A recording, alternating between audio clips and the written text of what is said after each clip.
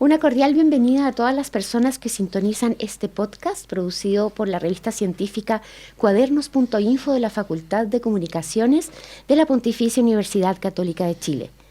Investigación de frontera en comunicaciones. Ese es el título que le pusimos a esta serie de conversaciones con autores, investigadores que a lo largo de los 40 años de la existencia de esta revista han investigado el devenir de las comunicaciones y su presente y cómo esto influye e impacta en la sociedad. Hoy día estamos con dos autores de esta revista y también con otro profesor y que también fue parte del comité editorial de Cuadernos.info para conversar sobre un momento de la revista y sobre también un artículo en particular.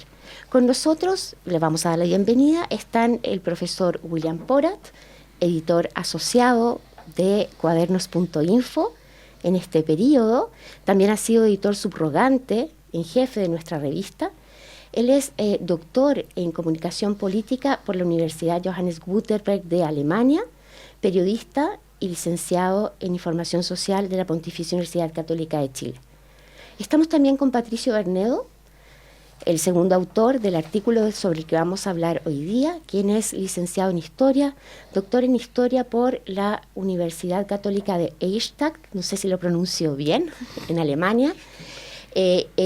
Ha sido director del Instituto de Historia, decano de la Facultad de Historia, Geografía y Ciencia Política de nuestra universidad, la Pontificia Universidad Católica de Chile, y actualmente es director del Centro para el Diálogo y la Paz. Y también tenemos como moderador, como contribuyente a esta conversación, al profesor Eduardo Arriagada, también periodista y licenciado en Información Social de la Facultad de Comunicaciones de la Pontificia Universidad Católica de Chile, quien ha sido integrante del comité editorial de la revista en otra de sus etapas. También ha sido decano de nuestra Facultad de Comunicaciones de la Pontificia Universidad Católica de Chile. Ha sido también director de comunicaciones de la Universidad Católica de Chile en otro periodo.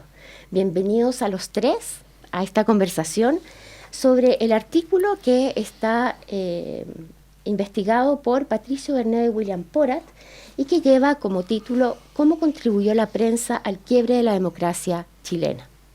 Muy bienvenidos a los tres. Gracias. Muchas gracias por la invitación. Ok. Escogimos este artículo de los innumerables artículos, ¿cierto?, que tenemos en estos 40 años, porque el año pasado, 2023, se cumplieron 50 años del golpe militar en Chile. Y se habla mucho del rol, de la función que tuvieron los medios de comunicación social en esa época, en este quiebre democrático. Y precisamente el título del artículo sobre cómo contribuyó la prensa al quiebre de la democracia chilena, que es un ensayo, ¿cierto?, que revisa distintos periódicos de la época, refleja entonces, según los autores, que hubo un rol social preponderante que contribuyó a este quiebre. Entonces, queríamos partir por conversar con ustedes, tal vez no sé si Patricio quiere empezar, por cómo surge la idea de sintetizar este aporte sobre el rol de los medios de comunicación en esa época, ¿cierto? Nos estamos situando, tú como historiador, en una época de nuestro país, ¿cierto?, de una progresiva polarización, fragmentación social que devino entonces en este golpe militar y que hasta el día de hoy muchas veces, ¿cierto?, encontramos que no ha habido una solución definitiva, no la puede haber en una herida tan dolorosa como la que es un golpe de Estado para un país. Sí, el origen, haciendo memoria de este artículo que terminamos escribiendo con Willy y publicándolo en Cuadernos de Información, como se llamaba en esa época, surgió cuando me invitaron. Yo trabajaba en la facultad acá de comunicaciones, eso faltó en la presentación, yo habría dicho 18 años profesor full time en la Escuela de Periodismo, en la Facultad de Comunicación. No es menor. Que no es poco. Claro, toda la razón es que son tan extensos sus currículums, pero es verdad, fuiste director del Instituto de Estudios Mediales también. Y de hecho un gran impulso que diste a la investigación en ese momento también. Claro, y No, pero más allá de ese tema, que obviamente en mi historia personal es importante, la idea de este artículo surgió cuando recibí una invitación de un profesor español de la Universidad de Navarra, Carlos Barrera, a exponer en Barcelona en un seminario que se llamaba Los 3 11 de septiembre en la historia. En donde el primer 11 de septiembre es el que vivieron y sufrieron los catalanes en el siglo XVIII, el segundo era nuestro 11 de septiembre y el tercero el de los norteamericanos. Entonces yo fui a hablar de Chile, armé un PowerPoint, me acuerdo, y esa fue como la base de ese PowerPoint, fue la base del artículo, que después faltaba la parte, como yo ponía la parte de historia, necesitaba un socio que pusiera la parte más de teoría política, la mirada del periodismo, y ahí con Willy nos asociamos, y la verdad es que es un artículo que yo diría que ha envejecido, comillas, bien. Es un artículo que todavía sigue siendo citado, es un artículo que marcó cierta pauta. Hay gente que inicialmente no le gustó el artículo por la aproximación quizás política que algunos decían que manifestaba en esa época cuando se cumplían los 30 años del golpe. Así que desde esa perspectiva es un artículo muy interdisciplinario también. Podría seguir muchos minutos más, pero no quiero monopolizar la palabra. Se conjuga entonces en este artículo la mirada histórica, el análisis histórico, también con la comunicación política.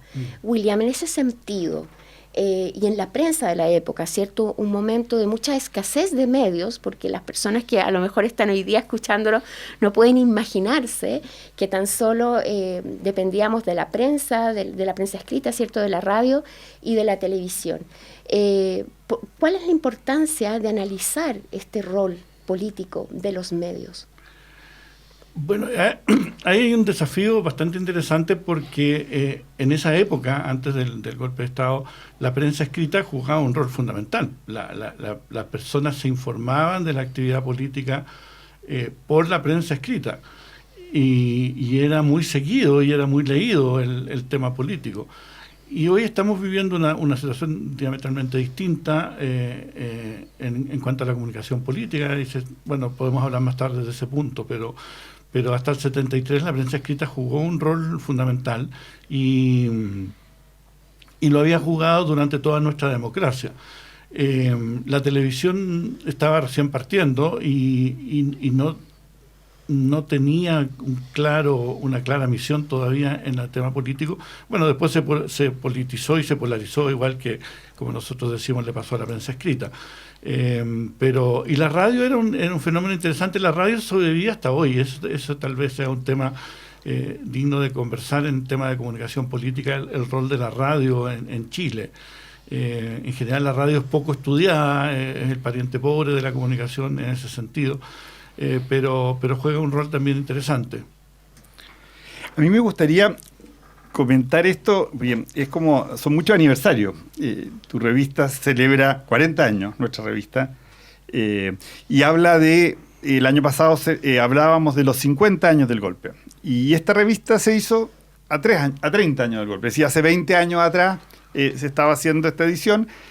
Y si uno ve la presentación de la revista, que es muy gráfica, aparece una imagen de dos diarios como perros rabiosos enfrentándose en ese momento. Y el tono de lo que uno recuerda a esa época, o cómo recordábamos hace 20 años el momento de la Unidad Popular, era la polarización a la que nos habían llevado los periódicos.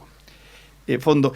Y si uno mira esto a la luz del día de hoy, se ve una cosa muy bonita, porque en el fondo hoy volvemos a decir lo mismo. Le echamos la culpa a las redes y decimos, mira, las redes son las que están provocando los quiebres, la polarización chilena. Es decir, hace un par de semanas, me acuerdo, la UDI decía que el problema de Javier Macaya era por culpa de la polarización, fondo. Y siempre se dice, Vivian Blandot hablaba este fin de semana de cómo había una confusión en torno al tema de la electricidad, y ella decía que había un problema de información, y la gente en general tiende a pensar que el problema es de comunicación, en fondo, es de los medios o de los soportes.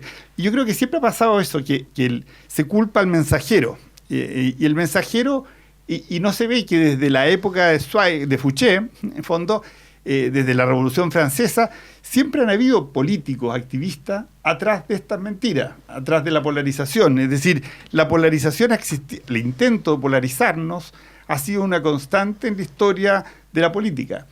Y el problema que tenemos como sociedad es que la democracia requiere la libertad de opinión, requiere dejar hablar a esta gente que polariza. No, la democracia como que lleva mejor la mentira que la censura. Es decir, es un sistema que funciona con libertad de expresión, y esa libertad de expresión le trae el llamado a polarizar. Entonces, yo creo que lo que encuentro bonito de esto también es cómo en este contexto vemos que esto no ha cambiado. Es decir, cuando Patricio decía que ha envejecido bien, pucha, es que el país sigue siendo el mismo, en el fondo seguimos siendo polarizados por algunos, y esto pasa a nivel global, y uno ve lo que ha pasado en estos mismos días.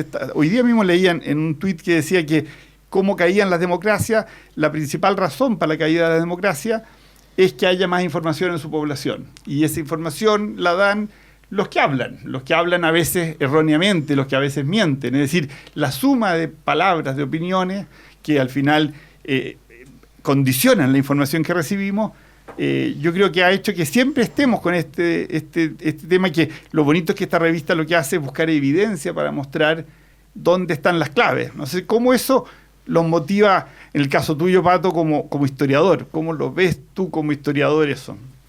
Sí, a ver, aquí uno de las conclusiones, diría yo, que sacamos con Willy al escribir este artículo fue que la prensa no fue, comillas, la culpable, ¿ya? Del derrumbe del sistema democrático en Chile, pero sí que contribuyó, y contribuyó fuertemente a ese derrumbe. La prensa fue utilizada para efectos de polarizar las posiciones, de manifestar el desapego creciente de la izquierda y la derecha frente al sistema democrático, de no defenderlo. Fueron muy pocos los que lo defendieron al final.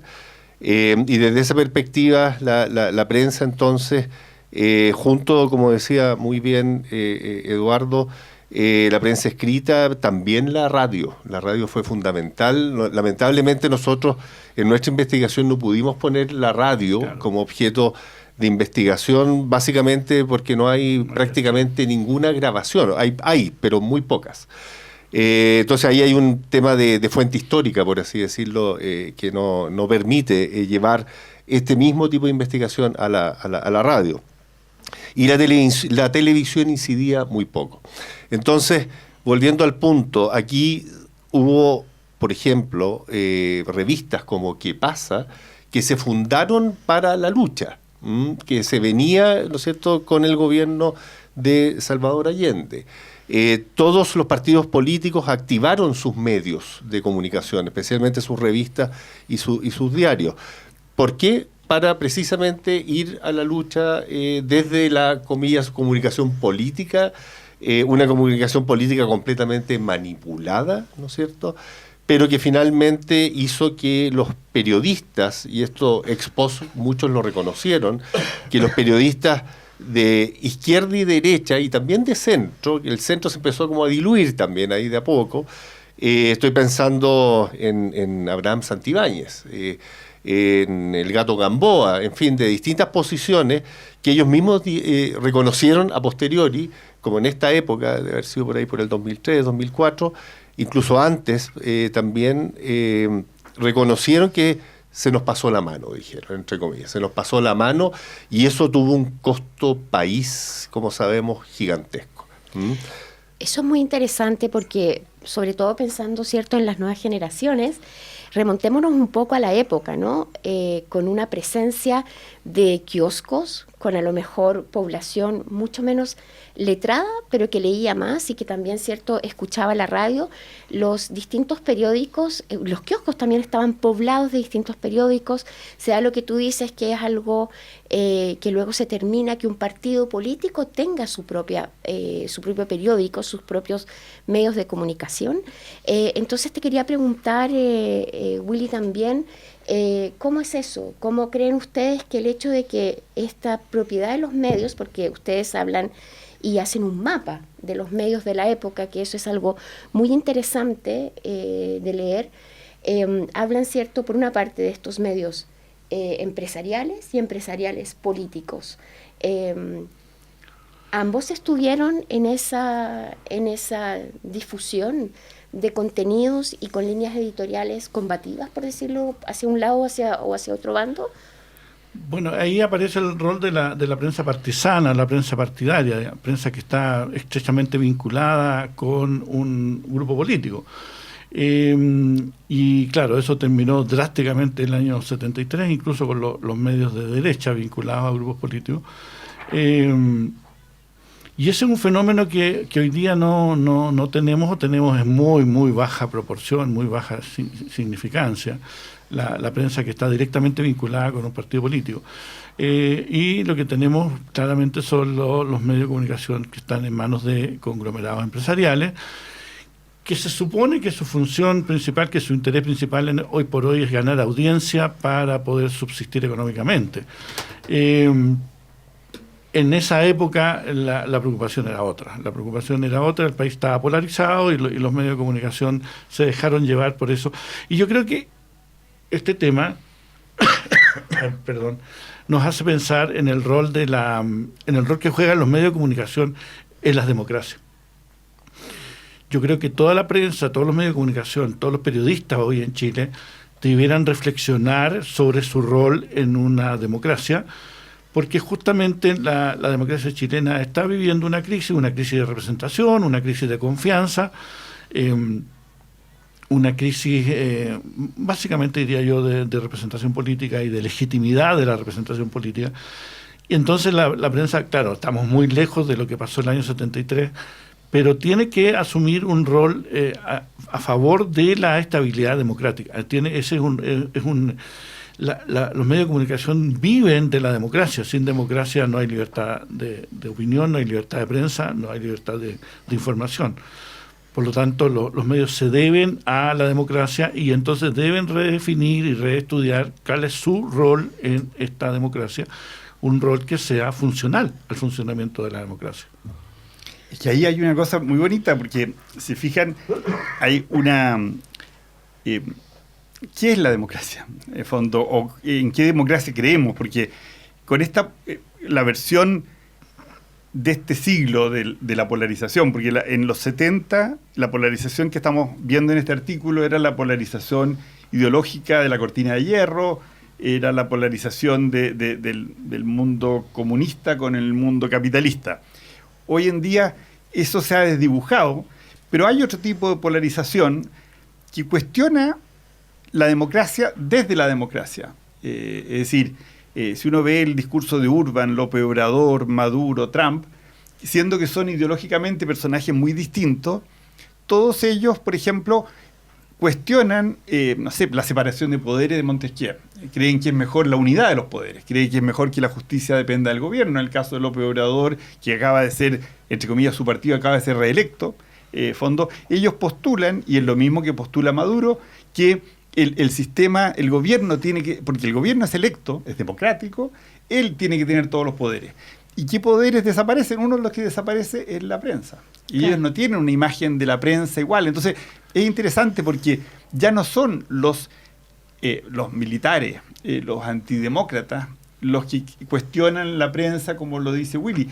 Hay gente dentro de la democracia, movimientos importantes, que creen que no es esta democracia que tenemos. Yo me acuerdo que eso se habló en su momento también en la época cuando se hablaba de la República Democrática Alemana, y se decía que esa era la democracia de verdad.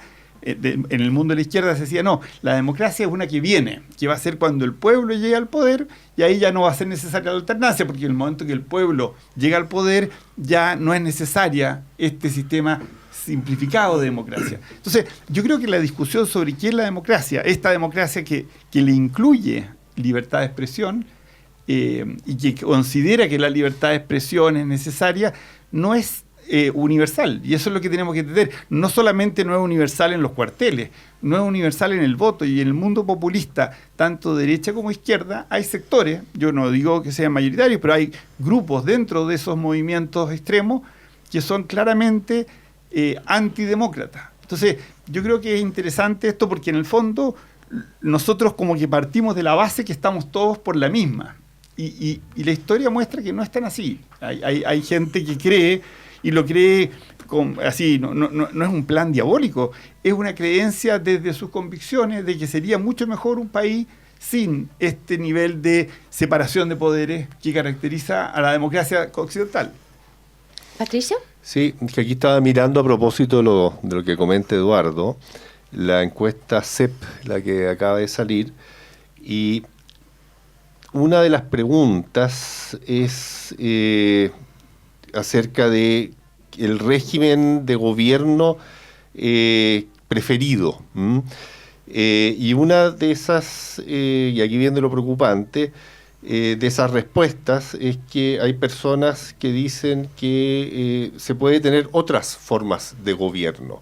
Y eso está cerca del 50%, está más o menos en 48%.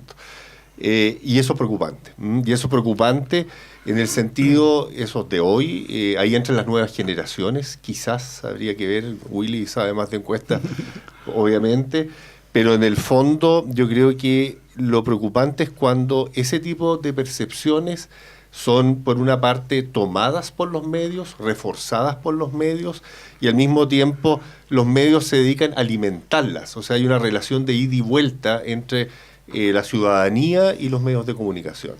Y en estos contextos eso puede llevar, no hay que ser catastrofista, pero a un deterioro respecto del valor que se le asigna a la convivencia democrática. Si finalmente es cómo convivimos, cómo nos organizamos, cómo somos capaces de solucionar, y eso es la democracia, pacíficamente nuestros problemas, nuestras desavenencias, nuestros desacuerdos.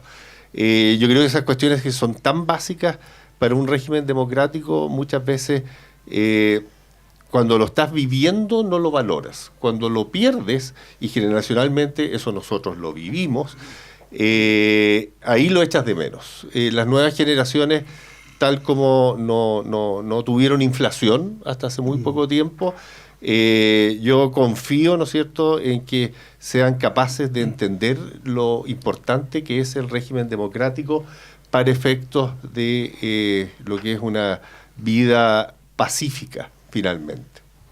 Y qué interesante eso a lo que te refieres sobre, no solo la encuesta CEP, hace referencia a la confianza en el sistema democrático, también está la encuesta longitudinal El SOC del COES, del Centro de Estudios sobre el Conflicto y la Cohesión Social, que se lanzó también recientemente y que estuvo de hecho comentada por la investigadora Isa Aguirre del CEP a propósito de ciertos temas comunes que se encontraban.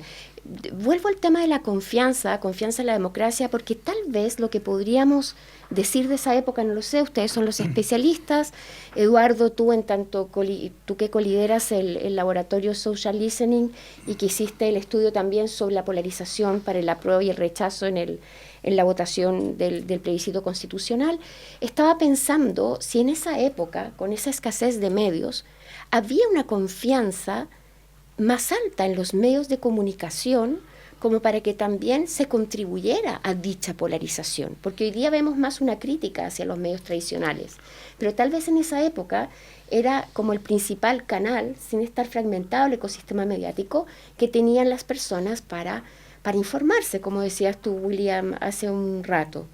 ¿Qué pasa con esa confianza en un medio y entonces el poder que puede adquirir para movilizar la opinión pública hacia sin una visión plural, digamos? Porque bueno, la confianza en los medios también ha caído. Aquí hay que aclarar que hay ciertos puntos que son una tendencia mundial, que no es solamente un problema de Chile. La democracia está viviendo una crisis en todo el mundo occidental. básicamente porque la democracia está unida a un sistema social que está siendo desmontado, desarmado por la modernización. Entonces surge una nueva forma de socialización, una nueva forma de integración social, y la democracia tiene que encontrar soluciones y adaptarse a estos desafíos. En el caso de Chile, la confianza en los medios cae, pero en las radios, por ejemplo, se mantiene. Entonces las radios tienen ahí un potencial muy grande, pero claro, la radio tiene más confianza porque está mucho más segmentada. Entonces cuando a la gente le preguntan en qué medio confía en la radio, la gente piensa en su radio y por lo tanto tiene confianza en la radio que escucha. Los medios de prensa escrita están no quiero decir la palabra extinción, pero están cada vez muy reducidos. La televisión son 4 canales nacionales, entonces la gente tiene desconfianza de la televisión y de la prensa escrita, pero tiene más confianza en la radio. Pero yo creo que ahí el tema está en el rol que juegan los medios de comunicación y el rol que juega la clase política. La clase política tiene que ser capaz de ponerse a la altura de las crisis que vive la democracia. Justamente lo que señalaba Patricio, o sea, si tenemos un 50% de la población que desconfía de alguna manera, propone alternativas a la democracia, nosotros tenemos que reformar la democracia, reafirmar la democracia, y los medios de comunicación tienen que tener absolutamente claro que si no hay democracia no hay libertad de prensa. ¿Y ahí qué hacemos, Eduardo, entonces con los periodistas? Porque yo creo que hay que matizar un poco el tema de esa crisis de los medios. ¿En qué sentido? En que en estos años 70, si uno miraba la prensa, estaba toda esta prensa partisana, es verdad, pero sobre todo, si uno veía los números de venta de los medios, la prensa en realidad que se vendía era una prensa muy popular. En los años 80, por ejemplo, yo me acuerdo que si tú hacías un estudio en Chile, si uno decía cuál era el diario que leían los chilenos, era La Cuarta. Es decir, la prensa de élite, que nosotros asociamos a esta época también, es decir, uno piensa en los mejores diarios que había en ese momento, esa prensa de élite siempre ha sido de muy poca lectura. Este país no es un país que haya, es decir, cuando decimos multiplicidad de medios, pocos medios, en realidad, la verdad que si uno piensa, el problema de la televisión respecto a la radio, por ejemplo, es que la televisión no está segmentada. La televisión todas son iguales, hacen un mismo tipo de televisión. Entonces, es muy difícil que a la gente le guste algo que no no está identificado. Lo que caracteriza hoy día el mundo, más que una polarización enorme en la sociedad, es un identitarismo muy alto. La gente le gusta, se crea en círculos, y en esos círculos la radio cae, como dice Willy, en fondo, en el sentido de que al que le gusta la Biobío, la cooperativa, la agricultura, cada uno de esos dice, yo creo en la radio. Pero en realidad están hablando de una radio, y pasa un poco lo mismo en las redes. La gente cuando le pregunta por las redes tiene más alta credibilidad que los medios escritos, y uno dice, no puede ser, si las redes están provocando toda esta basura. Es que la gente cuando se comunica con sus redes, su WhatsApp, es creíble. La gente de su entorno es creíble. Entonces, yo creo que el tema es muy interesante porque te muestra que el problema es mucho más complejo, y es que nunca como democracia, y es verdad lo que dice, yo complejizaría más lo de Willy diciendo que democracia además, hoy día la democracia no está resolviendo los problemas más acuciosos de la sociedad, es decir, no está dando el ejemplo, por ejemplo, que tenemos hoy día con Enel. Enel es una empresa que tiene los cables donde el Estado le ha dicho que tenga sus cables, no es que haya querido ahorrar plata teniendo los cables arriba, el sistema chileno los obligó, les dio un contrato para no bajar los cables. Entonces simplificamos y le echamos la culpa a la empresa, cuando en realidad es el Estado el que no está funcionando, es el Estado el que no está siendo suficientemente eficiente. Entonces, yo creo que el desafío es súper grande, como dices tú, el desafío apunta nuevamente a la clase política, que es la responsable de mejorar esto. Lo que pasa es que los incentivos que hay en torno al voto no son favorables para las opciones que quieren hacer lo que tú dices. Es decir, una persona que se presenta con un discurso reconstructivo de la democracia en una elección tan polarizada, le va mal. Uh-huh. Estamos en el podcast de Cuadernos.info con motivo de sus 40 años de historia, discutiendo y conversando con dos de los autores de uno de los artículos emblemáticos para la revista, cómo contribuyó la prensa al quiebre de la democracia chilena a 3 décadas del golpe, y profesores también de la Facultad de Comunicaciones de la Pontificia Universidad Católica de Chile, Patricio Bernedo, William Porat, y también hemos invitado a Eduardo Arriagada, profesor también de la facultad, que está participando de este diálogo, que también ha sido integrante del comité de la revista Cuadernos de Información de esa época. Patricio, ustedes también en el artículo hacen referencia a 2 tipos de prensa, ¿cierto? Una prensa seria, por una parte, y la prensa popular. ¿Creen ustedes que en su estudio hubo una diferencia en la aproximación a la crítica de lo que estaba ocurriendo en ese momento, según fuera prensa seria, según fuera prensa popular, o se adecuaron a sus audiencias estas líneas editoriales y estos contenidos que ustedes analizaron? Sí, buena pregunta, Rayen, porque en el fondo ahí quedó muy bien demostrado, y esto tiene también esta mirada que tiene nuestro artículo, tiene su origen a su vez en una publicación de Patricio Dunner, que él analizó la prensa de izquierda desde la mirada política y después la prensa de derecha, y lo publicó finalmente en un libro, las 2 miradas. Y tanto Dunner como nosotros nos dimos cuenta que los diarios en particular que analizamos se van adecuando rápidamente a lo que pueden entender, por así decirlo, sus lectores, también lo que quieren leer sus lectores, y desde esa perspectiva, claro, manejando lenguajes distintos, complejidades políticas de realidad también distintas, pero finalmente todos fueron apuntando a esta crítica durísima al sistema político y en particular al sistema democrático. Muchos de estos diarios, de los populares en particular, tanto de izquierda como de derecha, iban encabezando muchas veces su primera página con insultos. Yo me acuerdo insultos muy chilenos con cierta picardía, que uno puede encontrarlo hasta divertido, pero al final tenía muy poco de divertido. Yo creo que eso también fue generando un odio entre unos y otros, que se fue incrementando. Ese odio también venía por otras razones, insisto, no fue solamente la prensa, pero sí la prensa tendió a masificar a través del insulto, la descalificación, y finalmente llegando a dar una explicación de que el otro no era un opositor, sino que era un enemigo. O sea, de ahí el salto a la eliminación del otro era bastante, comillas, fácil de hacer.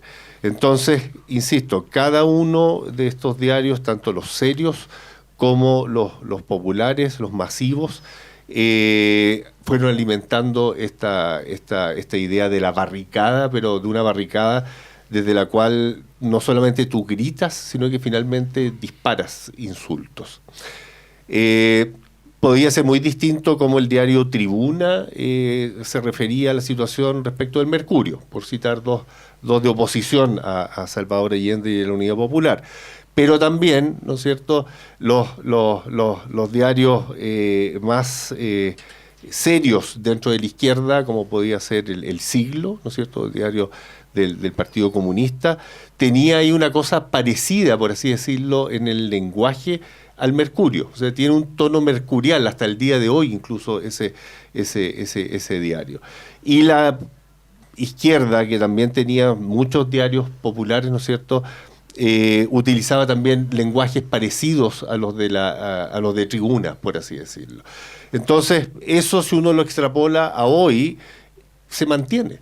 Eso se mantiene, obviamente con impactos que son completamente distintos. O sea, pasar por un kiosco de revistas el año 72, 73, tú tenías la polarización puesta mientras esperabas el semáforo para cruzar la calle. Exhibida, mejor dicho, ¿no es cierto? Tenías esa polarización ahí. Hoy día tenemos esas exhibiciones en otros formatos. En las redes sociales, en la televisión o en ciertos programas de la televisión que a veces tienden a polarizar. En algunos casos los matinales, lamentablemente, contribuyen fuertemente a eso. Las radios, yo diría que es un fenómeno interesante, ya en esa época incluso, previo a la Unidad Popular y previo al golpe, porque tenía una diversidad ideológica muy importante, una diversidad de mirada política que tenían las radios, que yo creo que contribuía a un diálogo democrático. Pero también se fueron finalmente polarizando cada vez más, al igual que todo el sistema de medios de comunicación de la época. Y aquí termino, yo diría que, o sea, es difícil decir si habían pocos medios o muchos medios en esa época. Si uno mira las revistas, habían muchas revistas, por ejemplo, y revistas políticas. Hoy día casi no hay. Casi no hay. En fin, yo creo que esa afirmación yo quería matizarla un poco. O sea, habían bastantes medios, eran un sistema muy plural de medios de comunicación, mucho más plural que hoy día. Esto no lo digo en un sentido crítico, sino que digo una constatación de realidad solamente, porque hay razones para ello también. Y William, ustedes en el artículo también dicen que en alguna medida estaban las condiciones previas, ¿cierto?, de sectarismo, de sobreideologización, de violencia y polarización por parte de todos los actores políticos y sociales, que en alguna medida, ¿cierto?, los medios son espejo de esta situación. Y entonces quería volver al tema, bueno, de los periodistas. Nosotros somos una facultad que forma periodistas, que forma comunicadores. ¿Cuáles son los desafíos? Tomando también aspectos de los que comentaba Eduardo hace unos minutos atrás, ¿cierto?, sobre la actual situación, y que Patricio también dice, estamos en un momento también en que con otras condiciones, con otra forma de sistema mediático, también asistimos a una polarización, a la posibilidad de funar al otro también a través de redes. Y ahí, ¿cómo entra este periodista? Claro, aquí están algunos dilemas que los periodistas tienen siempre, que es el dilema de el espejo de la sociedad, el mostrar la sociedad como es, o la posibilidad también de mostrar los caminos más adecuados para nuestra convivencia. Se supone que la responsabilidad de la prensa es informar, entregar información de calidad para que los ciudadanos tomen las decisiones. Entonces, uno podría decir, no le corresponde a la prensa guiar ni señalar, pero en la práctica, los medios de comunicación forman la opinión pública. Ahora, bueno, está en discusión si hay una opinión pública o no, pero los medios juegan un rol en ese punto, entonces no pueden escapar a esa responsabilidad. Y el otro dilema es si los medios de comunicación tienen que darle al público lo que el público quiere saber, lo que el público quiere ver, lo que el público quiere escuchar, o lo que el público debe saber. Y también... Sí, perdón.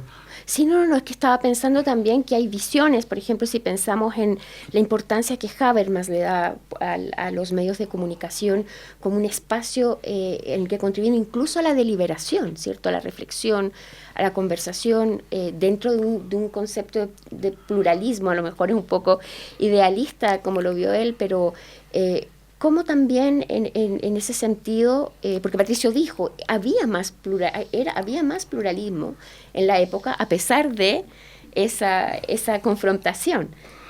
Claro, lo que pasa es que ahora las redes sociales han roto de alguna manera lo que Habermas alguna vez visualizó, y que durante mucho tiempo fue el modelo con el cual concebíamos el rol de los medios de comunicación en la opinión pública. Entonces, ahora el tema es que la responsabilidad, como de alguna manera señalaba Eduardo, la situación se personaliza, la gente, mucho está en juego en manos del ciudadano.